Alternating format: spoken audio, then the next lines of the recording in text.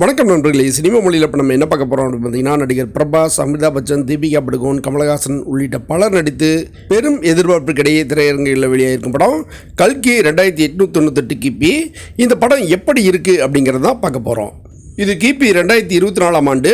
இப்போதிருந்து 874 ஆண்டுகள் கழித்து, அதாவது கிபி 2898ஆம் ஆண்டில் உலகம் எப்படி இருக்கும் என்கிற கற்பனையில் காம்ப்ளெக்ஸ் என்கிற உலகத்தை உருவாக்குறாங்க. அந்த உலகத்தை 200 வயது நிரம்பிய ஒற்றை மனிதர் ஆட்சி செய்கிறாரு. அவரை அழிக்க ஒரு தெய்வ குழந்தை பிறக்க போகுது. அந்த குழந்தையை அழிக்க அவர் முயல்றாரு.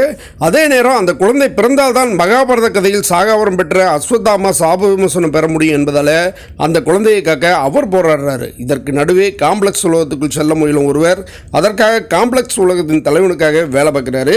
இதுதான் கல்கி 2098 கிபி படத்தின் சாராம்சம்.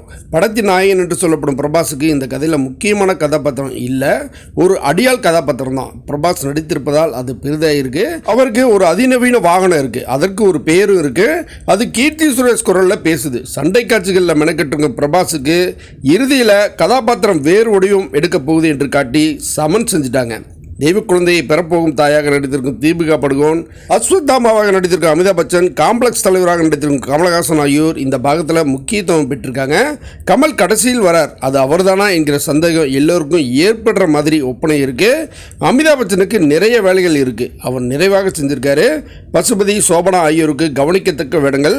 இயக்குநர்கள் ராஜமௌலி, ராம்கோபால் வர்மா, நடிகர்கள் விஜய் தேவர்கொண்டா, துல்கர் சல்மான் ஆகியோரெல்லாம் சிறப்பு தொடரில் வந்து போறாங்க. செர்பியாவைச் சேர்ந்த ஒளிப்பதிவாளர் டிஜோடே ஸ்டோஜில்கோவிக் இந்த படம் முழுக்க கற்பனை காட்சிகளை கொண்டவை, அவற்றை கணினி வரைகளை மூலம்தான் முழுமையாக்க முடியும் என்பதை உணர்ந்து ஒளிப்பதிவு செஞ்சிருக்காரு.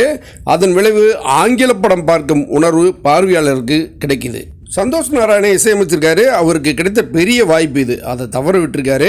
எழுதி இயக்கியிருக்கார் நாக் அஸ்வின். வெறுமனே நவீன கதையை சொன்னால் அது ஒட்டாம போயிடும் அப்படின்னு நினைச்சு மகாபாரத கதையை நீச்சியாக சொல்ல முயன்றிருக்கார். படத்துல படம் பார்ப்பவருக்கான காட்சி அனுபவம் பலமாக இருக்கு அப்படின்னாலும் அதை காட்சிப்படுத்திய உள்ளடக்கம் மிகவும் பலவீனமாக இருக்கு.